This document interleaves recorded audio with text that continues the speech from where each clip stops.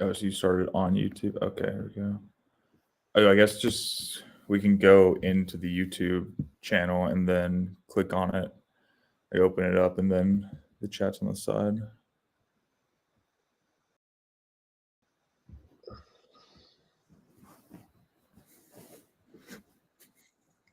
Oh, there we go. That's so weird. There's gonna be a it's gonna be a timing delay. So I'll just look on the melon one.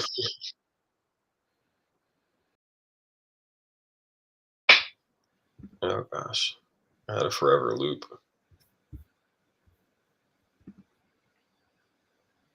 is there a melon? The chat doesn't connect through melon, does it? Oh, yeah, it does. Oh well, Oh, we're here.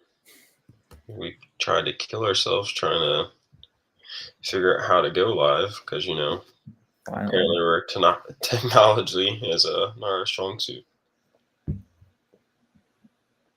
I can't believe it's that difficult to try to go live. You think it'd be easy? I mean, everybody does it. Yeah, no. You think you could go onto YouTube and just click live stream and like wham bam, thank you, man, be done. I like it's easy to just go by yourself, but I don't get it. I mean, it is what it is. So, we're here now, so I figured it out. 2 software installs later. Yeah, I now I got too many damn tabs open. Oh well. How's your week been going? Or your weekend? Dude, the weekend was fun. Started doing the kicked off the fishing bingo challenge we're doing. And I thought for sure, like I was like, oh, I'm just gonna go out there and have a real shitty time, just not catch anything and just be butt hurt. Cause like every time we've gone fishing back like 2 years ago, it's like don't catch anything, just you catch everything. I'm just like, I'm just enjoying the outdoors and having fun. I was like, well, I might as well just go and get a jump on it before you and Nate go and just absolutely blow me out of the water. And I'm coming from a deficit trying to come back. And so I went Saturday, spent like 4 or 5 hours, drove out into a lake, I don't know, 20 minutes from me.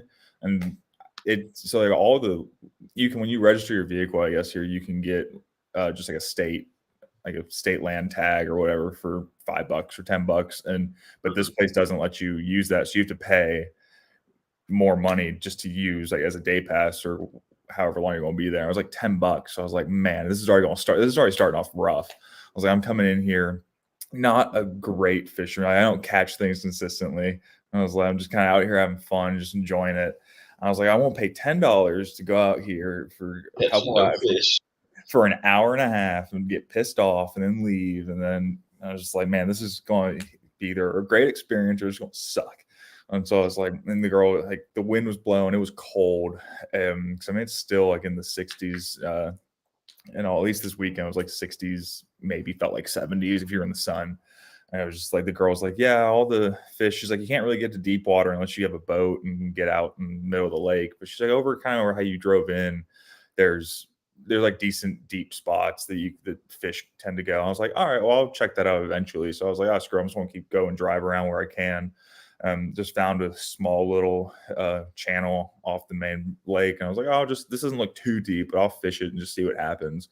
And kind of got a bite, and then it popped off the hook. I didn't set the hook well with it, and then kind of nothing happened. Then I was just kind of fishing, and then I caught a catfish right in the eye. I guess how it passed, it just hooked it right in the eye. I somehow just snagged it reeling in or something. I don't know. I had to have snagged it because there's no way it bit it, or if it tried to bite it, it bounced weird or something. But I was surprised I pulled that in. I was like, all right, hey, at least I'm on the board. And so I got something going, and then kind of just kept fishing, kept going. I was just using spoons, just silver and I guess half silver, half blue spoon, and then caught just a monster drum.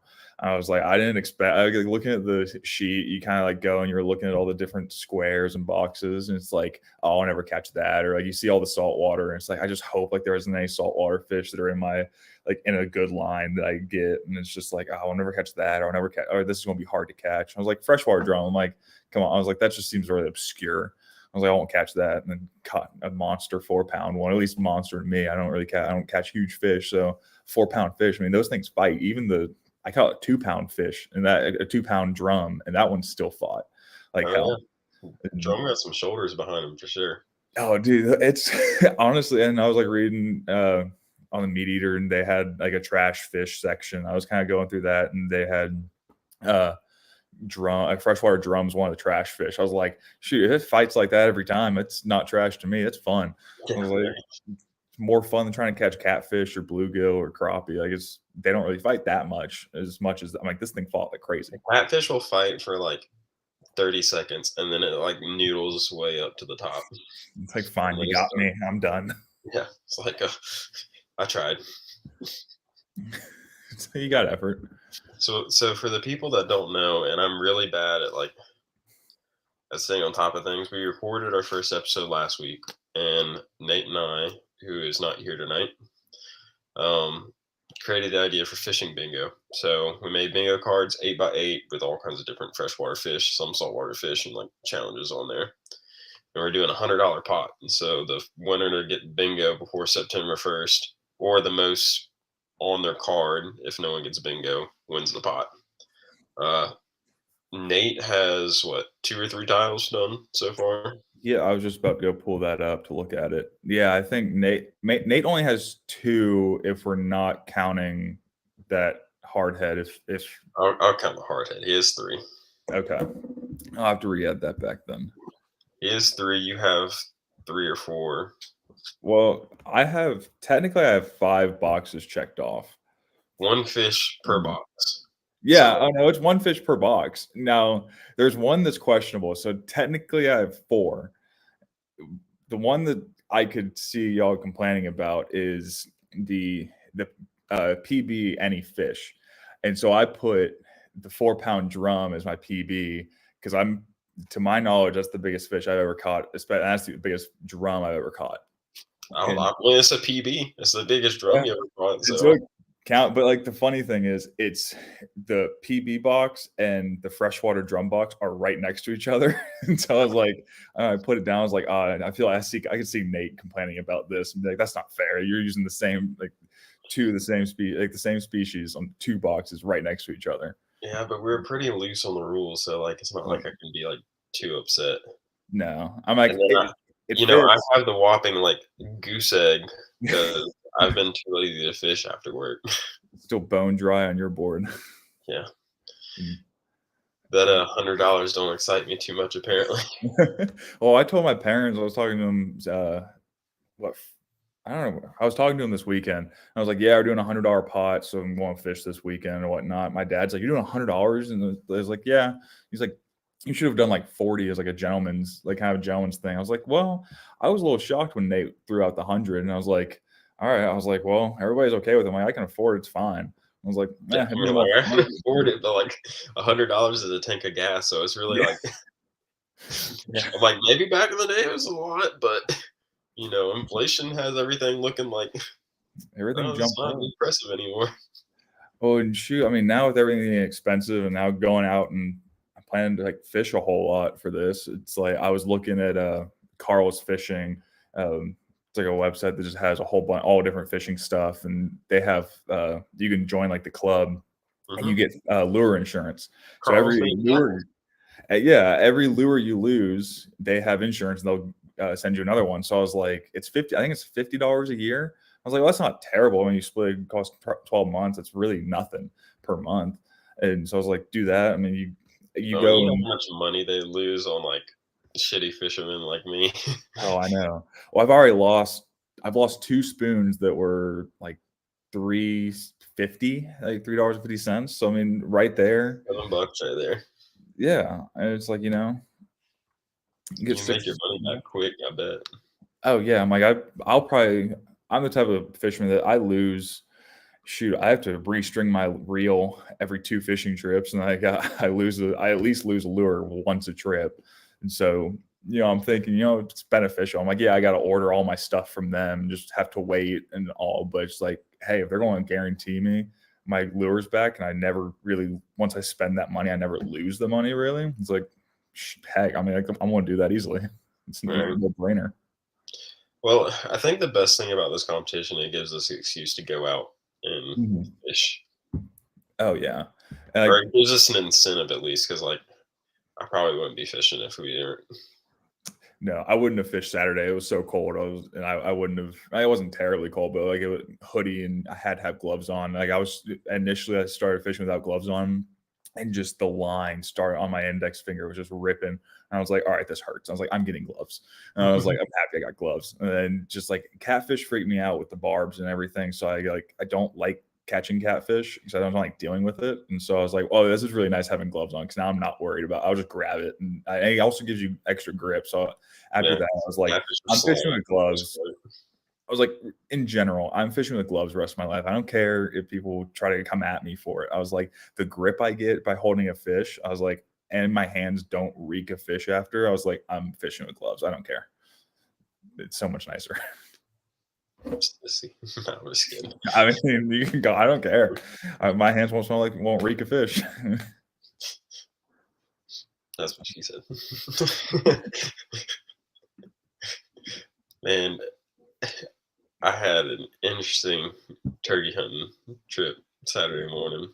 I want to hear about it just from the short little tidbits. Just from the short little kind of big overview of it. I was like, you always hear about that happening to people, and it's like, oh yeah, it's all so common. It's like I've never experienced it, and it's like it's wild to finally have somebody like I know experience it. It made me rethink public land hunting for sure. Yeah, I've heard that's the same. That's a similar sentiment from everybody else. Yeah. So I have a friend that gave me some intel last week of 3 gobblers that were on this piece of public land I've been hunting, right? I was like, sweet. I know where some turkeys are at. I want to try my hand at it Saturday. It should be a nice morning, even though it was warmer than I wanted it to be. So, knowing that it's public, I was like, all right, I want to get there early. So, I got there maybe 40 minutes before daylight, and I park on the side of the road and start walking up the hill. Lo and behold, there's another truck there. I was like, shit. So, I turn around and start hiking up a hill up to a power line and do an owl call, and I hoot, and sure enough, there's a turkey gobbling right where I wanted to go. And there's a truck there. I'm like, well, I guess my turkey hunt's over for today. But luckily, on this piece of land, there's hogs everywhere. At least there's signs of hogs. I've seen some like 2 out of the 100 times I've been out there. So I'm like, well, I know there's pigs there. I just got to be good enough to find them. So I start about maybe 600 yards from my truck, and I have maybe a mile of creek that I can walk up and then loop back a mile back on the other side back to my truck. So it's roughly maybe a 3-mile round trip walk looking for pigs. Yeah. I start the first half of the morning just slow creaking up the hill. I go like 60, 70 yards, and I'd sit and crouch and I'd listen because I was listening for like the hogs like chomping their teeth because they'll do that like wear their tusks down or sharpen them or whatever, or like little piglet squealing or something. And I'm getting up to this bottom, so I cross the big creek. I get to this bottom, and it's just covered in river cane. So the river cane's like maybe a foot taller than me, so it's like maybe 7 foot tall, right? So I can't see into it because it's so thick, but I can hear what I think is a pig snorting. And I walk closer, and then I see some of the river cane just start laying down in different places. And I'm like, okay, there's pigs in there. But I thought I spooked them, right?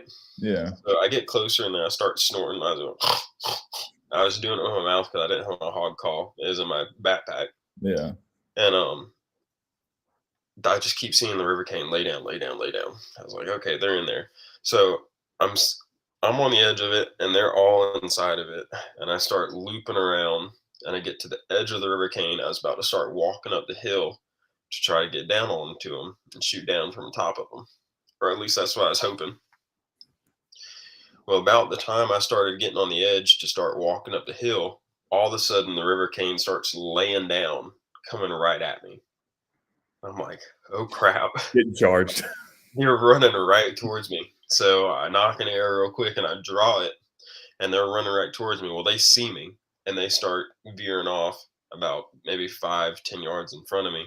Yeah. And so I'm tracking. I try to take a shot, straight into the dirt. Well, as soon as I fired my arrow off, all I hear is gunshots. Pow, pow, pow, pow, pow. I think there's like 6 or 7 gunshots. And I Jeez. can see the impacts like maybe 8, 10 yards in front of me.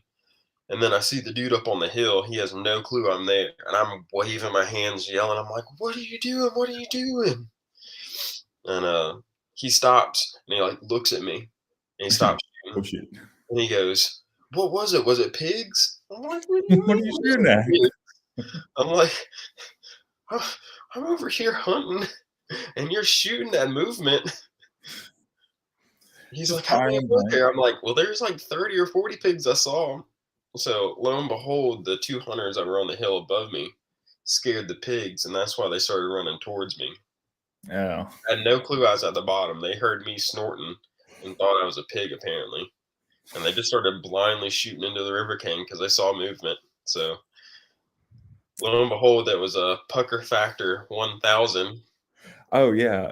Well, I mean, I guess it makes. I mean, you're going out for pigs. Like nothing's going to just be walking through the river cane like that and laying down the river cane like they are. So like I get it why you're just blindly shooting because like okay, they're probably it's 99% chance pigs, but it's just like if you can't see what you're shooting like past it, like you're going to miss when an animal's moving. It's like If you what are you can't doing? see the animal, you should be shooting in general. Well, yeah, no, I mean, blanket, you definitely shouldn't be shooting, but it's like I could understand why they're doing it, but it's just like it's still not okay. And And like the greatest part of it is they shot like 6, 7, 8 times with the shotguns, didn't hit a single thing. oh, they're doing shotguns. Oh, that's even worse. It's even more Yeah, embarrassing. yeah. You get thing. But see, I didn't even know you were going to go with the pigs. I thought it was going to be uh you're turkey hunting on a stoop and you're sitting there calling, and a guy just shoots at the stump and like who was it like Waddell, I think it happened to, or there's an older. Meat eaters talked about it happening once or twice. Yeah, I know I've heard from them. One of the guests they had, he said he got like his entire like left side or his leg or something just lit up with pellets because some guy just thought I guess he put his boot up on a stump and the guy thought it was a turkey for whatever reason and just shot his leg. And it's like, how dumb like can you be? But I also had my baseball coach in high school. He was saying that I guess him and a buddy were out deer hunting and he had to go take a poop. And so he goes down to the tree and he takes squats, takes the dump, and his buddy's like, "Oh, this would be hilarious. I want to shoot right underneath his ass and just freak him out." I'm like, okay, that's funny, but like if you miss, like there's just huge repercussions. Like it's not okay. Right? And so I guess he was pooping right over poison ivy. And so when the guy shot, he just shot dirt and poison ivy up. And he's like, "Yeah, it's not fun to have to put poison ivy cream up your butt." I do not condone these actions, but it is funny. I was so mad because like I spent all morning trying to get on these pigs, right? And I finally find them. And as soon as I do find them, I'm working towards getting a shot. I have 2 jokers out of like a 6,000 plus acre WMA bust my pigs. And like I'm done for today. I'm like this is enough. I mean, that's the fun of hunting public land. I mean, you go and I mean, you look at when we went and we're hunting, when we were dove hunting, and the guys started just walking around, and you're just like, "Well, I'm just gonna get peppered now." And you're Yeah. just gonna walk, shoot the doves. Like, or technically, kind of, I guess, as a gentleman's rule, like those are our doves to shoot at. And he's like, I'm like, "All right, we're getting peppered now." And it's like, Yeah. well, this is Like just going to be how it is. the hunt you spend half the time just ducking your head while you're getting rained on. I mean, and that was like the first time I've dove hunted. It's like I've heard like you get peppered, and I was like, oh, it's probably isn't that bad. But it's like, no, it's constant. Like it's not just once in a while. It's like, yeah, I'm just gonna get shot at every. It's like every rule that you're taught, like do not shoot like around people, like over people. It's like, nah, it's like throw it all out the window. We're not dealing with that. Yeah, We're dove going. hunt is like as long as you're shooting at like a 45 where it's going above people's heads and at least just falling straight down on them, you're good. Yeah, and it's wild. That I mean, that's crazy that a guy just blindly shoots into There's, brush. But there's 2 people. There's a father and son. So the son looked like in his 30s, 40s, and the father looked like in his 60s. jeez. You think at that age, one of them is going to be smart enough to be like, yeah, we probably should just do this. But and see, I thought you were going to say when you doing the owl call, and you heard the turkey, I was thinking like you're doing the owl call, and the other guy that was in the truck that was turkey hunting was sitting there, and he was calling back to you. And it'd be funny, like you just kind of slowly walk up and creep, and then you just see him from 50 yards or whatever, just sitting there. Every time you call, he just sits there and he's just hitting his box call. I've had it. So last year I had something like that happen. Got there early morning to a different WMA, and I was doing my slate call and a crow call. I kept on hearing gobbler, so I started running towards it. I do it, and the gobbler would sound further away. So I was running after chasing this gobbler for like a mile. I cross like 2 or 3 rows on this WMA, and I get to the last and third row, and the gobbler's super close. And then I for some reason, like just instinctively, like when you cross the road, you look left and right. Yeah. Well, I looked right, and there's a truck sitting there, and I could see a hunter with a gobbler tube. And I was running after the hunter all morning, and I was so pissed off. I called Elizabeth. I'm like, I'm coming home. Like, I just spent the last like hour and a half running a mile through the woods chasing this turkey. And there was just a hunter on the other side. I'm just defeated. I'm just sick of it. The worst part of it is like when I'm driving out of the WMA, I have a turkey run across me in the middle of the road. Like, speed up real quick and just hit. It's like, hey, look what I killed. Just insult to injury. Well, I mean, it was like, that's happened. I feel like every time that we've gone turkey hunted, when I've driven back home and like went out that evening or the next day or whatever, saw like 3, like you just see turkeys all the time. And it's just like, all right, it's like, well, why are you here? Why can't you be where I'm at when I want to go and hunt you? But it's like, no, you just want to have 3 nice or like multiple nice toms just walking around. I'm like, all right, screw this. It's like I saw a lot of big birds during deer season this year. Yeah, it's like, can't March, they just decide to up and disappear. Like there was something I was listening to, and they were saying that hunting turkey in the fall is actually like the best season to hunt them in, if you can. And it's just like they don't care; they're not sitting there rutting, going crazy or anything. So like they're not. There's a good chance you can pull them away from. You just kind of draw them in because they're not just going out trying to breed and whatnot. And so like, oh, it's better to do it that time. I was like, yeah, I mean, it's probably easier if you want to get turkey. It's probably easier, but I was like, it's more fun when you hear all the gobbles out and they're going crazy. I was trying to tell Elizabeth, I'm like, there's nothing funner than getting a bird worked up and like just hearing it. When we were out the first time down by you, we went out and crow call and kind of were just walking off and just decided to pick a line and just start walking that way. You owl called or crow called, and all of a sudden we just hear a turkey gobble. We just stop. And we're like, they do exist, and we just booked it. It's like, all right, we're going. I mean, you hear that turkey go, and it's like, I don't care. This is the most exciting thing in the world. It's like we're going after it. Well, I think it was someone on the Meteors team. They were like equating turkey hunting to the poor man elk hunt, because like there's kind of the call and like the reciprocate back from the animal. So like kind of like how when you're bugling elk. Yeah, you're having the conversation about it. I can see it. Yeah, because I mean, you can much ease. It's way cheaper to turkey hunt, and I mean, I guess the gear. I mean, I guess probably the gear is what makes it cheaper.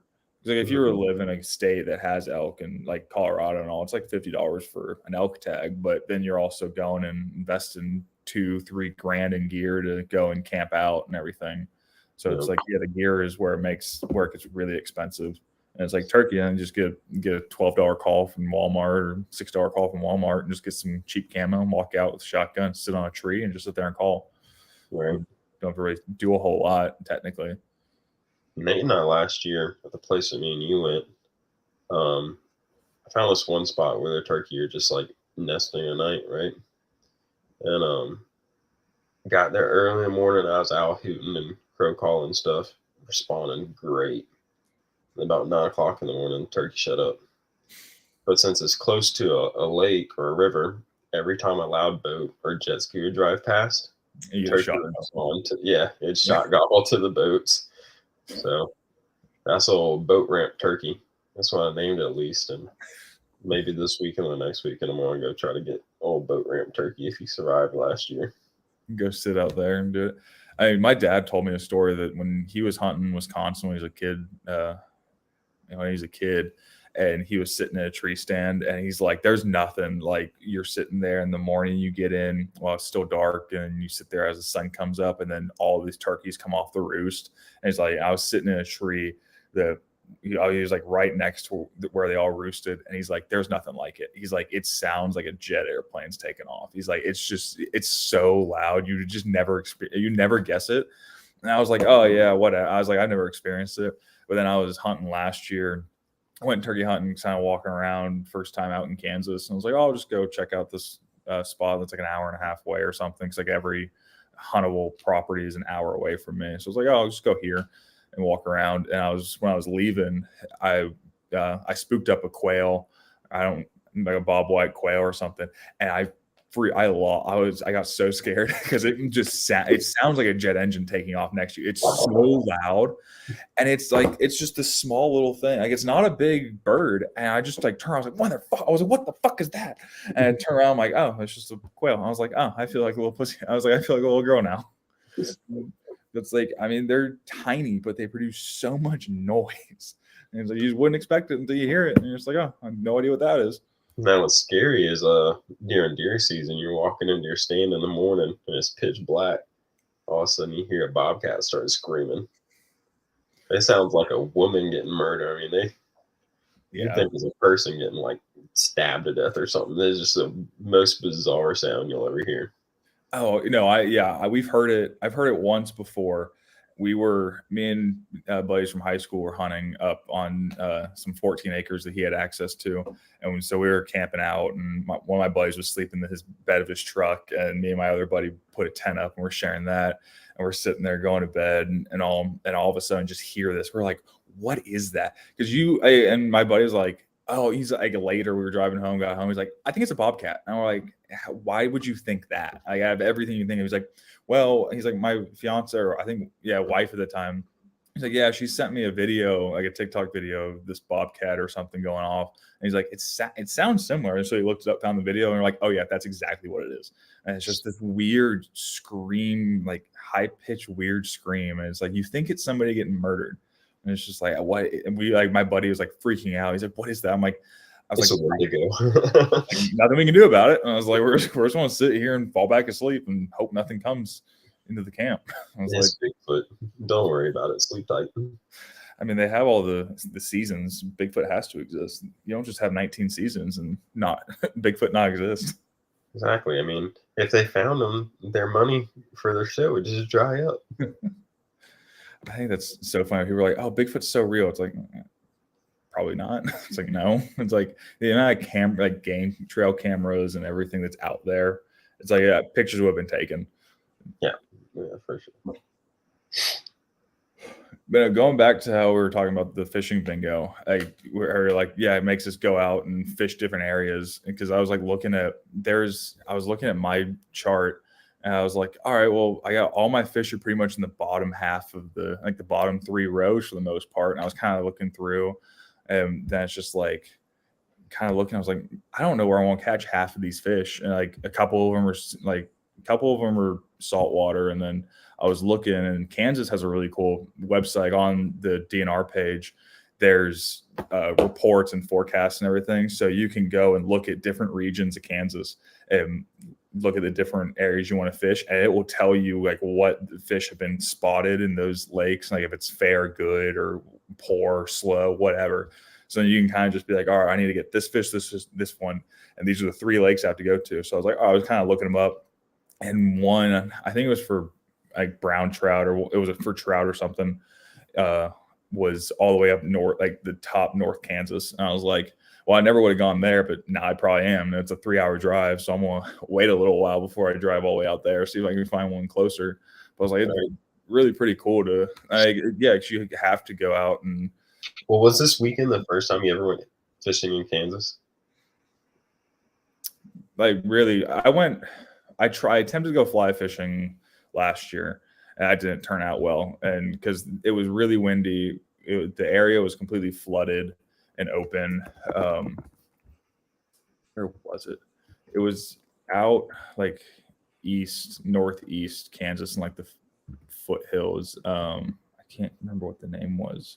I think it was El Dorado Lake. think is where I went. And it was just like it flooded, like all the road, like a couple of the roads were blocked off. I was like, well, that's where I want to go. I'm like, that's dumb. And I drove all the way around, and I was like, oh, okay, it's flooded. And so I was kind of wading in ankle, mid shin deep water, trying to fly fish, and it was like the wind was just ripping. I was like, this isn't gonna work.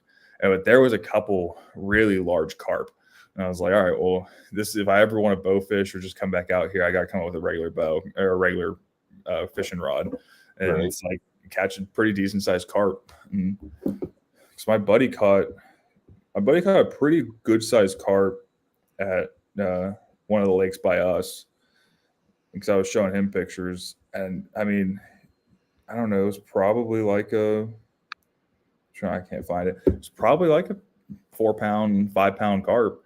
The thing was huge, and he snagged it in the tail too. And I was like, man, that'd be a fight. I was like, to get that big of a carp in. I'm not jealous that you had the fight. 'Cause like I've caught a shark where I hooked it in the fin. I had probably a 30-minute fight to get it in the boat. And like shoulders and arms were just destroyed, just burning. I was like, I'm not jealous of you catching it that way. Anytime you have like a foul hook fish, it's just like 10 times stronger fight. No, it's not fun at all. It's fun to look back on and be like, oh, I did that, but it's just like during it, it's like this just sucks.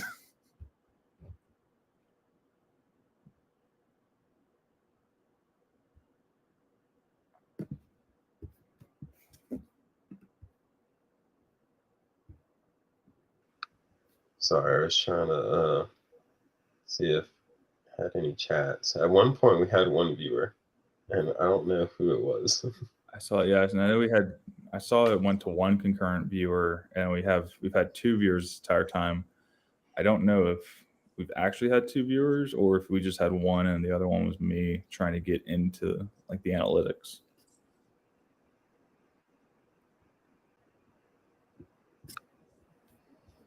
Oh, I bet it was us when we clicked onto our YouTube channel. It could have been. I mean, that's what I was kind of thinking when I saw it wasn't really moving. I was like, it's probably that. It's the only thing I don't like about Melon is I can't see the chat. I guess you can see the chat on the side. I guess if nothing's coming in, it ain't no fun. Where do you see the chat? So on the right side underneath, like that weird blue face thing, it says chat. It's chat, video, settings, and news. You can click on it, pulls up chat. I have a weird blue face thing. Oh, I have like our logo. That's interesting.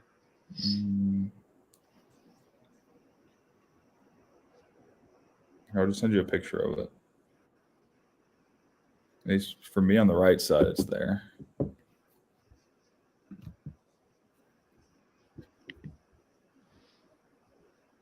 So I was daydreaming about bows because I do that often, right? Yeah.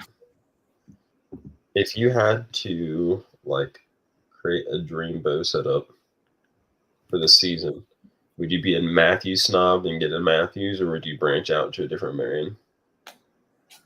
And if so, what would it be? I don't know. I mean, I think I would stick with Matthews just because I know it, and I really like the V3 that I have. And I know everybody's talked really highly of the V3X, like the Phase 4 that just came out. Like everybody's talked really highly. I think the Phase 4 is a really cool idea, and so I'm really curious where they kind of take it from there. So I think I'd stay with Matthews, but like I'd be curious to shoot a Hoyt because I have heard like the Hoyt Venom 33 or 34 is like a really good, really stable, quiet build and it's not like you're not going up to the RX-7 price range. No, I went to the bow shop and I shot their speed bow of the VTM, which is like Z1S or something like that, and I was like really surprised of how smooth the draw was for a speed bow. Yeah. I like the VTM and like the Venom or whatever it is, like riser layout. Like for an aluminum riser, like I wish I would have like test shot it before I brought my RX-7, if I'm being honest. Like I think the RX-7 is really cool. I've always thought that Hoyt did a really good job with making that bow, just like aesthetics wise. But it's just hard for me because it's what, like $2,200 for the bow, or $2,400, and it was like 18, but by the time you put a sight and a rest on it, yeah, it's like you're up there. I'm like, it's just so. I'm like, compared to what I've heard and read about the RX-7 versus like the Matthews when I was looking at bows, I was just like, I didn't see the cost like difference and like the benefit of it. And it's also like my family's all from Wisconsin. My dad's side's all from Wisconsin. So it's like, if I don't shoot Matthews, I'm not going to be able to hunt up there. I'm just going to be disowned. So it's like, well, I guess I'll get Matthews. But I mean, if I had a dream build setup, I would be interested to shoot the Hoyts and see how they go. Aesthetically, I don't really like Bowtech. I think Bowtech looks a little weird in my opinion, just aesthetically. I think Matthews has done a really good job to keep it clean. I think both Hoyt and Matthews, but I think I'd probably keep it with Matthews. And then, I mean, I think the bridge lock system's a really cool and innovative idea. And so I think and I also like it's expensive. Do you know how expensive the new bridge lock stabilizer system is? Yeah, it's like $250 for the biggest one or something. It's just like $250, $300 for a stabilizer. It's like it's like almost a $600 stabilizer system if you get a back bar and everything. Oh yeah, because I don't have a back bar, so I never think about shooting that. I'd be interested in getting a back bar and seeing if it's really like that. Like just buy a cheap one and see if it's really that big of a change. I like it when I'm shooting with my quiver on. That's about it though. Yeah, like I don't shoot my quiver on. Like if I hunt and get up in the tree, I take the quiver off and just stick it on the tree. Like I'm not going to just sit there and shoot with it on. That way, just kind of freeze everything up. But I think the stabilizer is a really cool idea because that way you can have the full length stabilizer and then you can just kind of bring it in and out. So that way you're not having to have to buy maybe two different front stabilizers because you like to shoot, like maybe like you go hunt turkey, you like to have a shorter one, or you go hunt deer. That way, if you have two different sizes you like, you don't really have to buy it. You can just slip it in and out. Being able to slide it in for when you're packing it in your bow case. Yeah. You have to take your stabilizer on and off. Yeah. No, I think it's I think it's a great idea. I'd be curious to see what other like third party companies start coming out with ideas like that, or if they will, if they even can with Matthews. I would assume they could because it's patented. I mean, yeah, I mean it has to be patented, but it's like I don't know. I mean, probably have to get a license agreement to be able to produce it. It's like you look at like how they did. I found out like a lot of bow companies have like licensing agreements with dart and archery. Like, when's the last time you heard someone shooting a dart and bow? Never even heard of it. Darton has like a crap ton of patents on like all the cams that a lot of big bow companies use. Huh. I've never heard of Darton. I'm curious, but I don't know. I mean, they're cool looking bows. It's kind of like a mix between like a Matthews and Hoyt a little bit. Like, I mean, you look at the like the bridge lock system for the just for your sight, and it's like, I mean, it's just a dovetail, and so like I'm clearly Matthews can't go and make anything like that legal, or can't patent anything crazy. So I'd be curious if they could still patent the same. If a company could figure out a way around it, or if it's just like easier to pay them. But I think it's a really cool, interesting idea, and all. But I shot the Prime Redex, and like I'm really impressed with the Prime bows. Oh, I've heard good things about Prime. I know Prime one year had a double cam top bottom on their bows, and I think it like made them faster or something. But there was a guy I was watching. He's like, "Yeah, probably what?" I think that was the Prime Nexus that had the dual cams. I mean, it was a cool idea, but I feel like trying to tune that it would be a pain in the butt. I don't like my biggest gripe with Matthews is I do not like bows that have like the yokes and stuff like that. I mean, it makes it a little more difficult. I've never really shot anything else, so I don't know if it shoots different or just the simplicity of having 3 strings, like two cables and a string.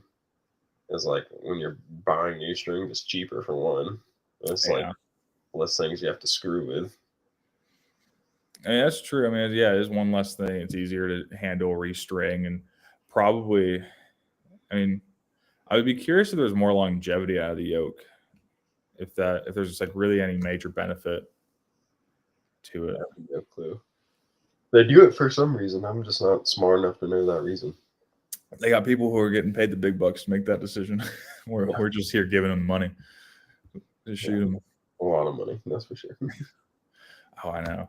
I mean, you go and get into a bow setup. I mean, shoot. I mean, a handful of sites are $300-$500 now, and you get in. I don't even want to talk about my dial archery site.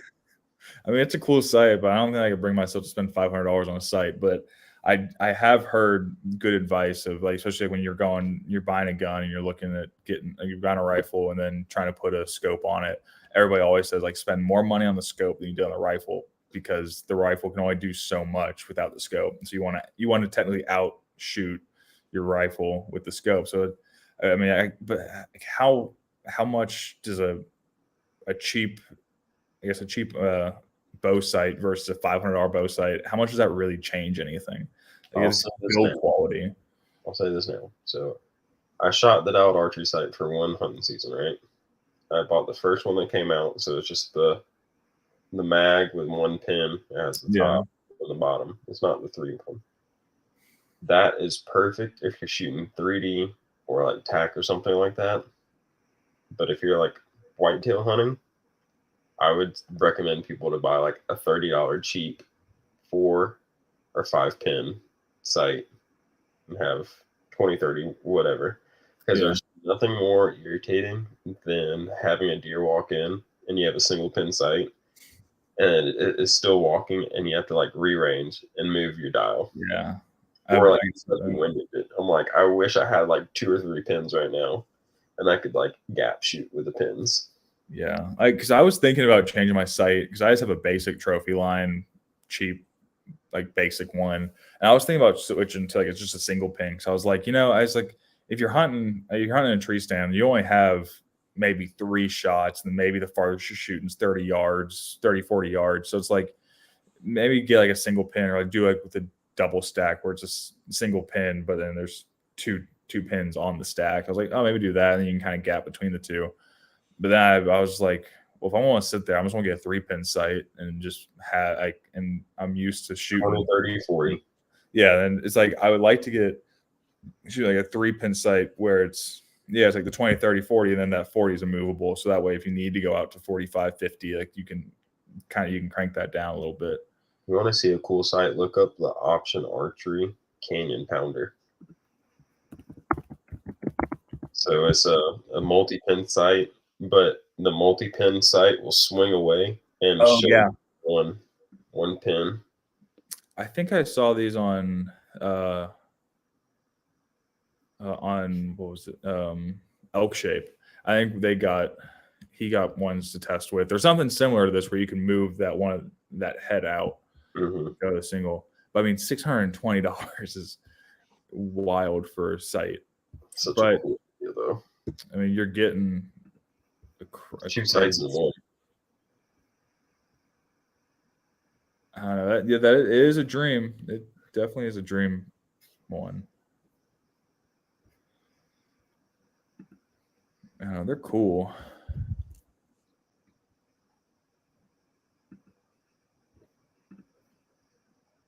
But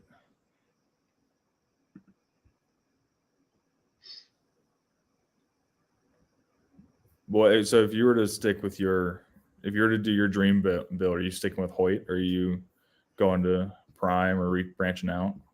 I would love to get a Prime bow. Well, have you gone and bought your backup bow like you said you're going to do? The Prime bow will probably be my backup bow when I buy it, but I still have that Bear Legit. That's Elizabeth's bow. Oh, yeah. My backup. I mean, I shot a doe with it, so it's sufficient. I mean, it backed you up. It did what it needed to do. I got a Hamsky Epsilon on a Bear Legit, so my rest is almost as expensive as the bow. I like that. That's hilarious. It's like, outshoot the bow, out rest the bow. Man, the rest is so important. Oh yeah.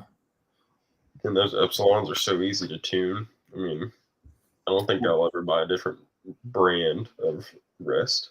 That's what I've heard. I've heard once you buy ham skis, it's hard to go back. I mean, they're bulletproof from what I've heard. Because I just got the QAD, the Matthews one, the quick attach, and it's great. I like it, but I have heard that the ham skis it's hard to change and go to something different once you do it. It's so nice, and like it has hardly any contact on your arrow, so paper tuning it is like super nice. Just nice, it's easy. Expensive. They're like $300. Oh, I mean, yeah, I know. I was looking at trying to build when I was looking at building a bow and everything.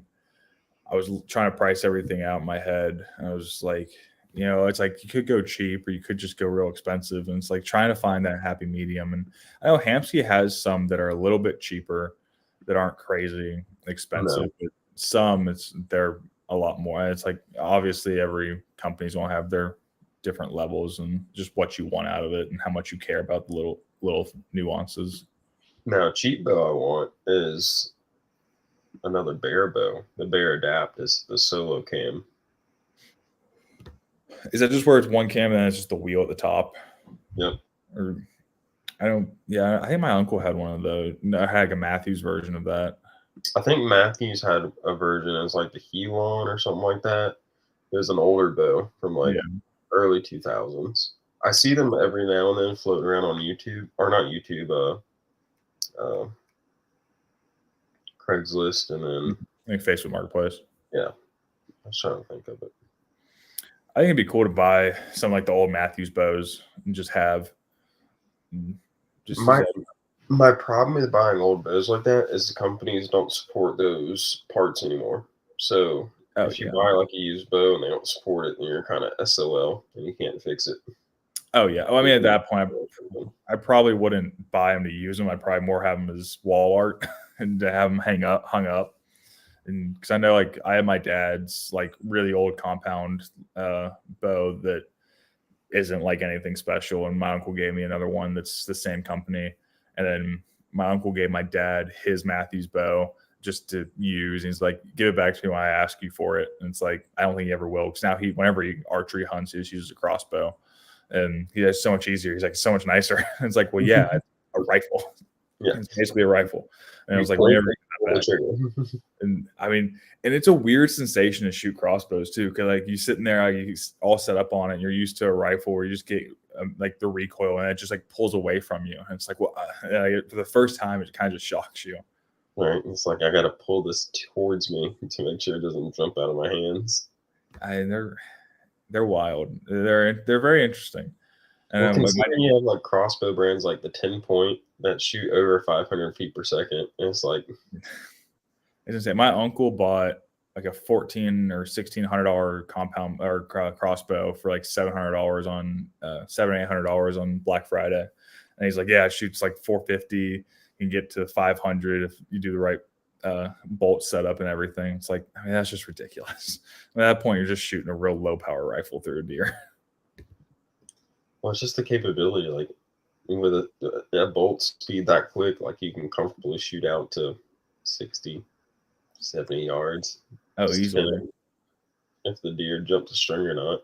But like at some point, I'm sure you get to a distance where they don't hear it as well, so they're less likely to jump the string. Yeah. My dad killed one of his deer last year when we were up in Wisconsin, or 2 years ago when we were in Wisconsin. He killed his deer with a crossbow.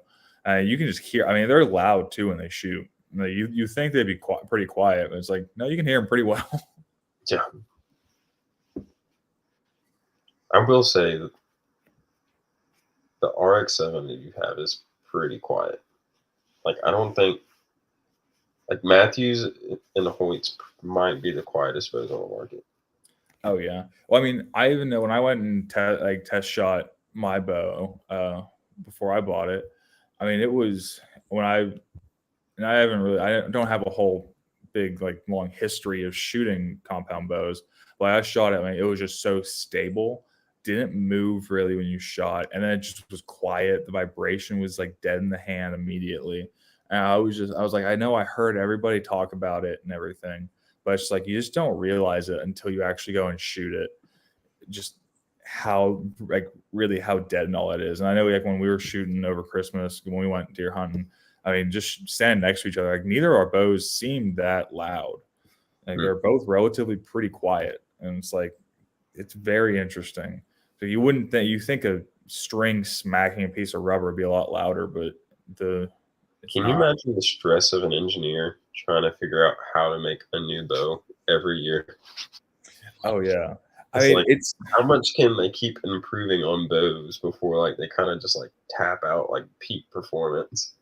Yeah, I mean, you look at McMatthews. They just went and did. All right, we want to do 8 limbs, and it's like let's just see. I mean, next bow we won't get 16 limbs. It's just like small little limbs. But it's more efficient, I promise. I mean, it's just like everything else, really. I mean, you're eventually going to get to a point like you always have to keep improving. There's always gonna be little things, and it's just trying to figure out that next step. And I mean, like for bow companies and just companies in general, I feel like they're already out like probably 5 years with what bows they're going to release, and now they're just fine tuning each bow and slowly adding things until they want to do a big brand change. like PSC, you release like 5 different bows a year. I mean, yeah, I don't know how they do that. I mean, that's They pretty. released the Unite, the Fortis, like all kinds of different bows this year. I mean, that's wild. I mean, it's not like Matthews only does a couple, Hoyt does their couple, and I wonder if like PSC doesn't have their like sister companies. Like Matthews has Mission. I'm sure Hoyt has like a sister company that it's like the got bought out this year. Oh really? They're under new ownership within the last few months. And I like the Heritage Land Group or something like that. Don't quote me, but yeah, but that is interesting. But I mean, it is shocking what they can come up with, and usually it's. I mean, you usually don't expect major changes for like a 3 to 5 year gap, and but even just like the incremental like year over year changes, and it's just like, yeah, it's amazing. I'd love to have it, but I don't know if I can go and shell out that much money again each and every single year. Well, it's like I might as well just buy last year's bows because they're like a few $100s off, and they're just as good as this year's. Yeah. Well, yeah, that was one thing I was even kind of looking at because I knew the V3 was holding a lot of value. So I was like, well, what if I sell my V3? And then I was like, probably could get back into it. I can probably get back in the bow for $300-400. It is ridiculous how much value bows hold. Oh yeah, I mean, you go down, but like, and you think that once the new bow comes out, it's like no one wants it. We all want the new one. So like, screw off, we're not buying it. But it's like the technology is essentially the same. There's just little tweaks here and there. And I was shocked when I was hearing that people were getting $900 to $1,000 for their V3, and it's like you only paid $1,100 or $1,200 depending on camos and everything you got. And so it's just like the fact that you're basically getting all of the value back out of it. The phase 4s are only like $1,200, so it's like you're really not losing anything, especially if you strip off your sight and your rest. Yeah.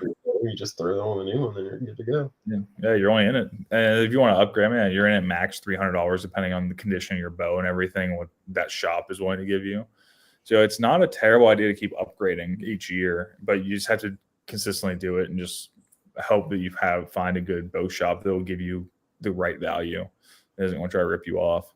And you can't be rough on your gear. I'm pretty rough on my bow. I got my cams all dinged up, and I'm pretty sure my limbs have like paint that's chipped off. I think I one time when we went hunting down by you, I think I had some paint chip off my limb. So I was like, oh well, there goes all my value. there goes my resale. Like if you ain't rough on your gear, are you even trying? Exactly. I mean, yeah. I mean, you might as well use it and just abuse it because it's worth it. Especially if you spend the money on it, and you might as well get everything out of it. It should hold up.